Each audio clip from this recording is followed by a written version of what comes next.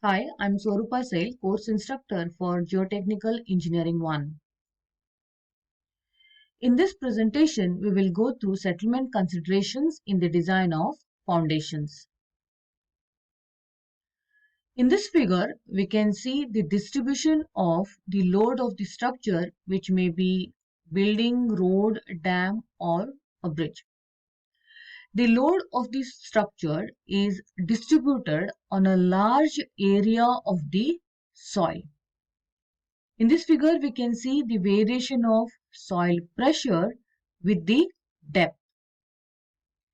The foundation of the structure should be designed in such a way that the soil below it should not fail in shear and due to excessive settlement of the structure. Hence, for the design of footing, allowable bearing capacity is governed by two factors. That is, bearing capacity of soil and permissible settlement.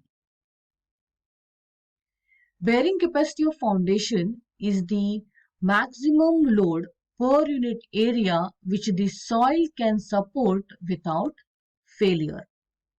And permissible settlement is the maximum limit of settlement which can be allowed for a foundation soil without having any risk of danger for the structure. As per IS code, the permissible settlements are mentioned for isolated and raft footing.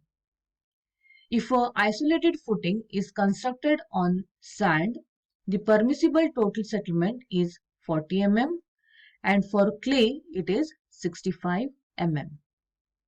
And when raft footing is constructed on sand, the permissible total settlement ranges from 40 to 65 mm and for clay it is 65 to 100 mm.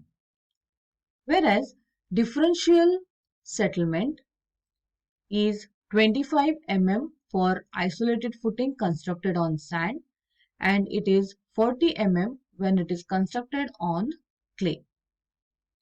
And for raft footing it is 25 mm constructed on sand and it is 40 mm when it is constructed on clay.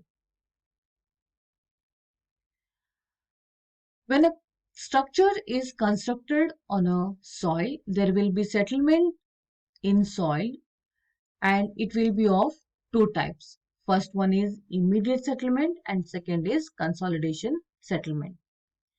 Immediate settlement takes place in short time, that is maybe about a week after the application of load. That means it happens immediately after the construction. As it takes place in short time, there will not be enough time for soil mass for change in its water content. So, settlement takes place under constant volume or under undrained conditions because there is no removal of water during settlement. Here we can see flexible spread footing and this is rigid spread footing. Raft foundation is rigid. Now we will find out what is contact pressure. The load from the structure is transferred to the soil through footing. We know that for every action there will be equal and opposite reaction. So, a reaction to this load is exerted by the soil in upward direction and this is the upward pressure on the bottom surface of the footing which is called as contact pressure.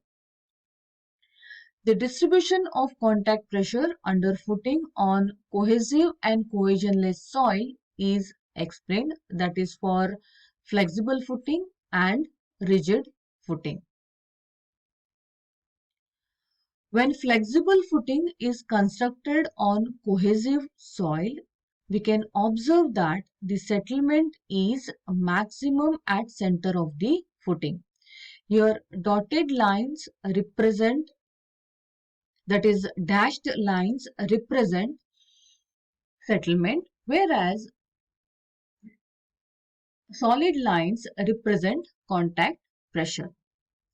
So we can observe that the settlement is maximum at the center of the footing and it is minimum at the edges. And contact pressure is distributed uniformly along the settlement line, which is also referred to as deflected line. And when flexible footing is constructed on cohesionless soil, we can observe that settlement is minimum at the center and it is maximum at the edges. And this is exactly opposite to that of the settlement observed for flexible footing constructed on cohesive soil. And contact pressure is uniform along the settlement line. Now we will find out how is the contact pressure distribution under rigid footing.